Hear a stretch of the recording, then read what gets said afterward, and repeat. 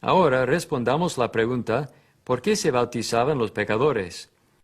En otras palabras, ¿cuál es el propósito del bautismo? ¿Había algo mágico o místico en el agua que regeneraba a los pecadores en el primer siglo o incluso hoy? Consideremos otra vez la Biblia como nuestra guía para averiguar la verdad en cuanto a este tema.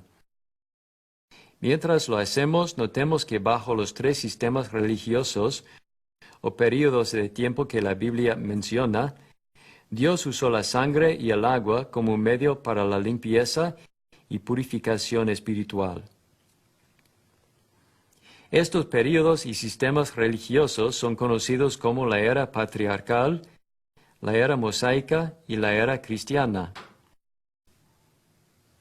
En el período patriarcal se usó el agua para limpiar la tierra y salvar a Noé y a su familia de la destrucción. Pedro habló del agua del diluvio como una figura del bautismo en la era cristiana.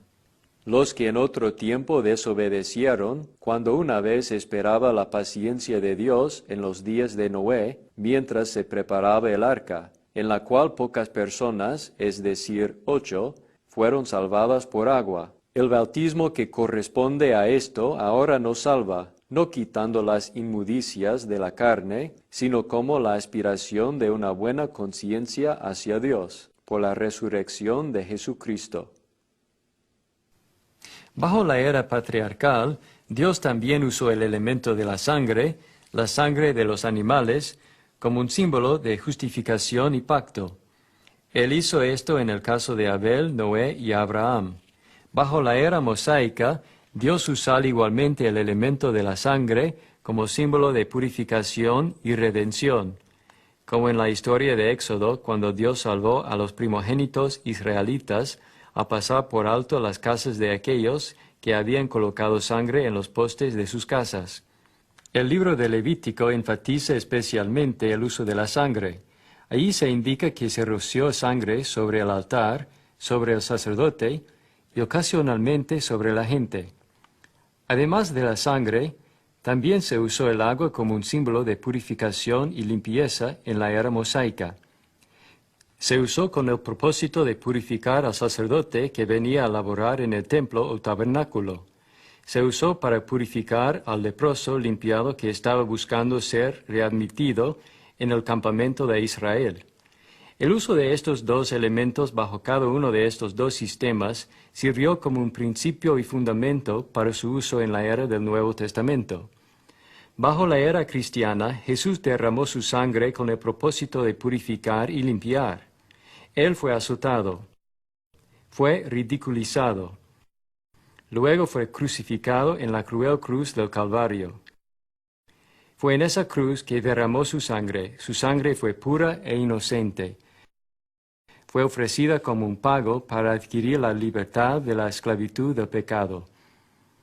Sabiendo que fuisteis rescatados de vuestra vana manera de vivir, la cual recibisteis de vuestros padres, no con cosas corruptibles como oro o plata, sino con la sangre preciosa de Cristo, como de un cordero sin mancha y sin contaminación.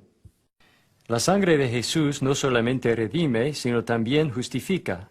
Por cuanto todos pecaron y están destituidos de la gloria de Dios, siendo justificados gratuitamente por su gracia, mediante la redención que es en Cristo Jesús, a quien Dios puso como propiciación por medio de la fe en su sangre, para manifestar su justicia a causa de haber pasado por alto en su paciencia los pecados pasados, con la mira de manifestar en este tiempo su justicia, a fin de que Él sea el justo y el que justifica al que es de la fe de Jesús.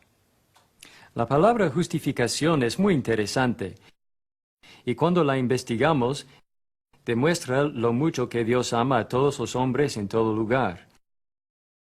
La palabra justificado en el texto original conlleva la idea de absolver o declarar inocente. Por ende, existe un punto en el tiempo cuando llegamos a contactar la sangre de Cristo, que el hombre ya no es culpable del pecado. Él ha sido justificado. Ciertamente la sangre de Jesús salva. Así como Dios usó en el Antiguo Testamento la sangre y el agua para purificar y limpiar, Él usa hoy, bajo el Nuevo Testamento, la sangre y el agua en el proceso de justificación del pecador.